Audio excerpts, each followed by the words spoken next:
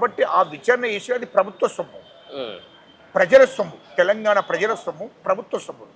ఖచ్చితంగా విచారణ చేస్తారు కదా, ఎవడు అబ్బ సొమ్ము కాదు కదా. కేసీఆర్ తాతదో లేకుంటే కేటీఆర్ కానీ తాతదో ముత్తాతదో కాదు కదా, అది ప్రభుత్వ సొమ్ము, ప్రజల సొమ్ము. కాబట్టి దిగమింగిరు నా కొడుకులు. కాబట్టి దాని మీద విచారణ చేసి ప్రభుత్వ సొమ్మును, ప్రజల సొమ్మును మళ్ళీ కక్కియాలి.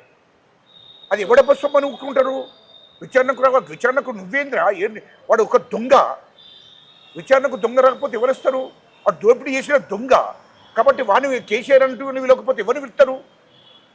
ఏంది దేశానికి స్వతంత్రం తీసుకొచ్చినోడా, లేకుంటే ఏమన్నా తెలంగాణ ప్రజలు దేశ ప్రజలను కాపాడినోడా? ముఖ్యమంత్రిగా ఉండి రాష్ట్ర ప్రజలను మోసం చేసి దోపిడీ చేసిన డబ్బది. కాళేశ్వరం ప్రాజెక్టులో 80,000 కోట్లు దోశాడు. కాబట్టి దాని మీద విచారణ జరుగుతుంది. ఆ విచారణలో వాస్తవాలు తేలుతాయి. అది తెలంగాణ ప్రజలకు చెప్పవలసి ఉంది. ఖచ్చితంగా చట్టపరమైన చర్య తీసుకుంటారు. వాస్తవాలు తేలినాడు. దానికోసము కేటీఆర్ ఇష్టం వచ్చినట్టు మాట్లాడితే నాలుగే ఘోషిస్తారు. కేటీఆర్ అన్నాడు కూడా జాగ్రత్త, మాటలు ఇష్టం వచ్చినట్టు మాట్లాడకూడదు. లుచ్చనా కొడుకు మాట్లాడే మాటలు కాంగ్రెస్ వాళ్ళు లుచ్చగళ్ళు, లేకుంటే మా ముఖ్యమంత్రి గారు లుచ్చ ఏదో ఇష్టం వచ్చినట్టు మాట్లాడుతున్నాడు. వాడు చదువుకున్న గాడి కొడుకే కదా, వాడికి సంస్కరణ ఉండాలి కదా. వాడు ఇంతకుముందు మాజీ మంత్రి, వాడు రాజ్యాంగం మీద ప్రమాణం చేసిండు కదా. రాజ్యాంగ సూత్రాలు తెలుసా అసలు వానికి?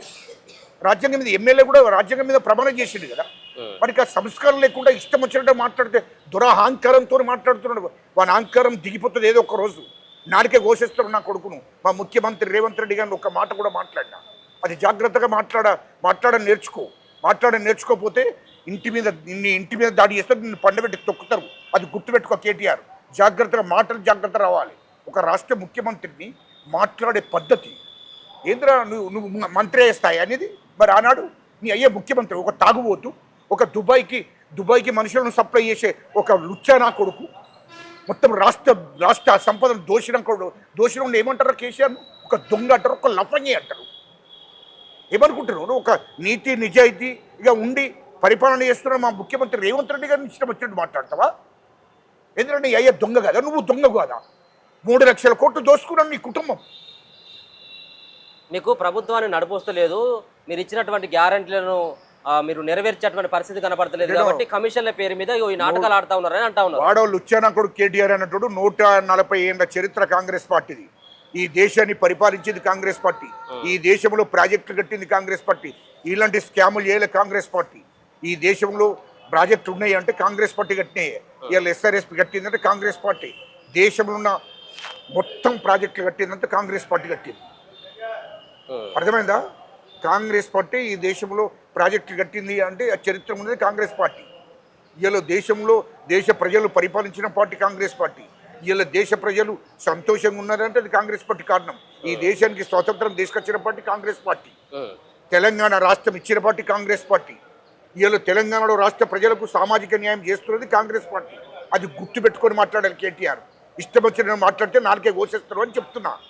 సామాజిక న్యాయం జరగాలంటే అది కాంగ్రెస్ పార్టీతోనే సాధ్యం. ఈ దేశానికి జాతీయ అధ్యక్షుడు కాంగ్రెస్ పార్టీ అధ్యక్షుడు మల్లికార్జున ఖార్గే ఒక దళితుడు. ఈయలో ఐదుగురు మంత్రులు తెలంగాణ రాష్ట్రంలో.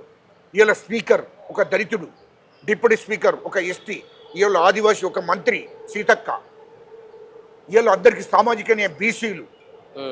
ఈయల మొత్తం ఇక్కడ తెలంగాణలో సామాజిక న్యాయం జరుగుతుంది, దేశంలో సామాజిక న్యాయం జరుగుతుంది. పిసిసి అధ్యక్షుడు మా మహేష్ గౌడ్ అన్న.